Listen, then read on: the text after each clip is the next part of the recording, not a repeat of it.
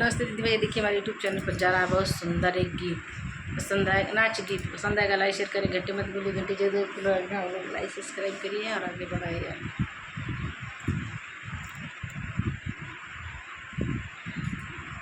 कहेला हमरो पलंगवा घरे कैया बस जनवा, कहेला हमरो पलंगवा घरे कैया बस जनवा।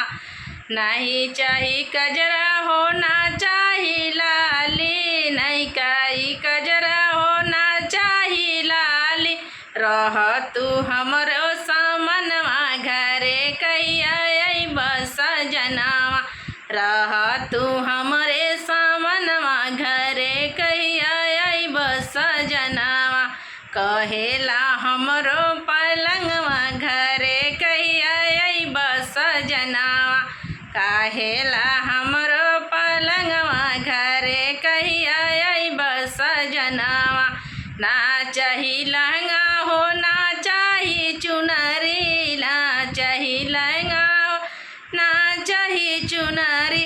रह तू हमरे सामनवा घरे कैया बस जनवा, रह तू हमरे सामनवा घरे कैया बस जनवा। कहेला हमरो पलंगवा घरे कैया बस जनवा। ना चाही चूड़ी हो ना चाही कंगना, ना चाही चूड़ी हो ना चाही कंगना। रह तू हमरे सामनवा घरे कैया बस जनवा, रह तू हमरे सामनवा घरे कैया बस जनवा। कहेला हमरो पलंगवा घरे कैया बस जनवा, कहेला हमरो पलंगवा घरे कैया बस जनवा।